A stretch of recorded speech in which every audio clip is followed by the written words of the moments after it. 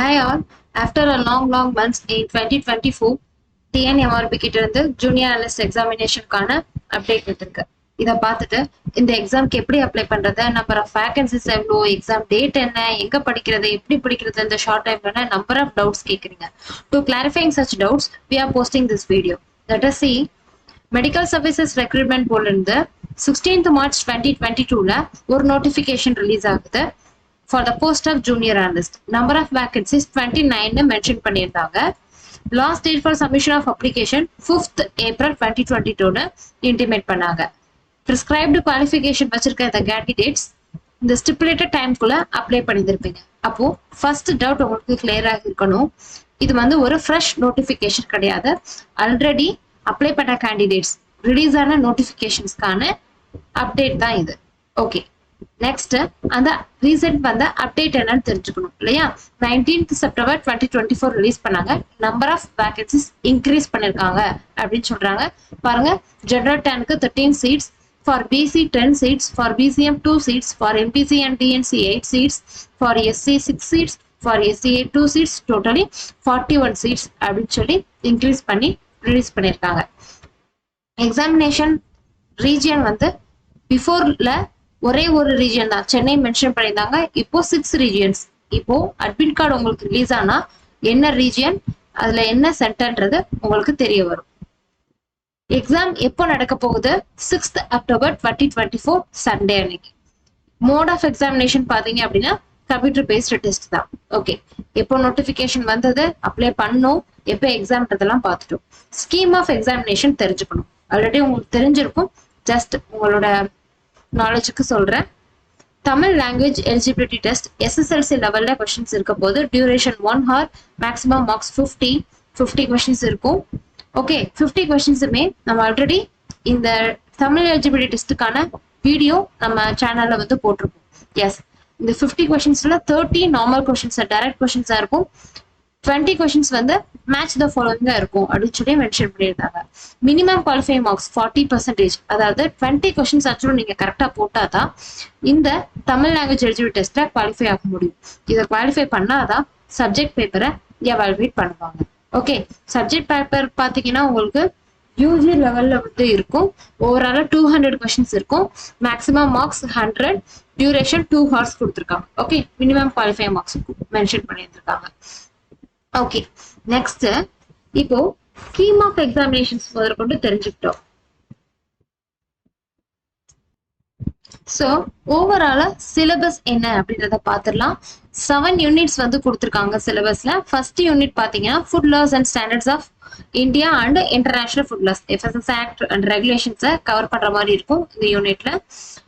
Unit 2 planning, organization and setting up of food analysis laboratory. Okay, accreditation bodies என்ன, safety measures for laboratories என்னன்றதெல்லாம் cover பண்ணுவீங்க.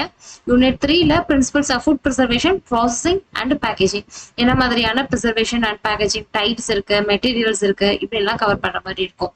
Unit 4ல principles and basics of human nutrition, RDA என்ன, BMR என்ன, okay, carbohydrates, lipidsலாம் related to human nutrition லெவல்ல பாப்பீங்க. இதே யூனிட் 5 ஃபுட் கெமிஸ்ட்ரியில அதே கார்போஹைட்ரேட், புரோட்டீன் அதெல்லாம் அதோட ஸ்ட்ரக்சர் என்ன, ஓகே, கெமிஸ்ட்ரி ரிலேட்டடா உங்களுக்கு பாக்குற மாதிரி இருக்கும் யூனிட் 5ல. யூனிட் 6 உங்களுக்கு food microbiology and food hygiene, beneficial மைக்ரோஆர்கனிசம்ஸ்லாம் என்ன, நான் பெனிஃபிஷியல்ஸ் என்ன, அதை எப்படி செக் பண்றது, அதோடைய ப்ரெசன்ஸை, ஓகே, அந்த மாதிரியான டேட்டாஸ்லாம் இதுல கவர் பண்ணணும். Unit 7 physical, chemical and instrumental analysis, sampling and sample preparations, statistics and statistical டேர்ம்ஸ்ல ஜென்ரலா பார்க்கணும். அது போக ஃபுட் ரிலேட்டடான டெஸ்ட்லாம் என்ன அப்படின்றதுலாம் இதுல கவர் பண்ற மாதிரி இருக்கும். இப்போ ஓவராலா சிலபஸ் என்னன்றத பார்த்தாச்சு. இப்போ நெக்ஸ்ட் டவுட், இதை எப்படி கவர் பண்றது, எங்க படிக்கிறது? எஸ், நம்ம ஃபார் 7 யூனிட்ஸுமே மெட்டீரியல்ஸை ஒவ்வொரு யூனிட் கீழே இருக்கிற பார்ட் வைஸ் கவர் பண்ணி கம்பைல் பண்ணியிருக்கோம்.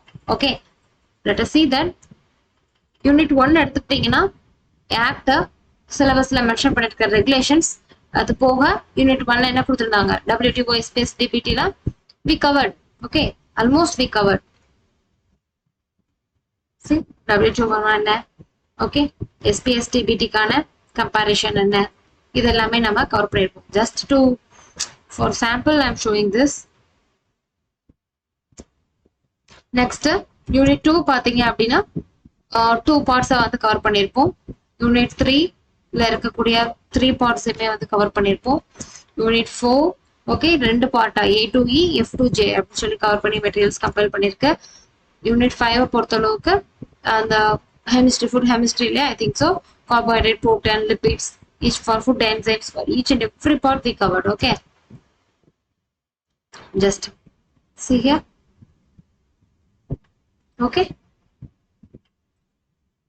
Next, unit 6,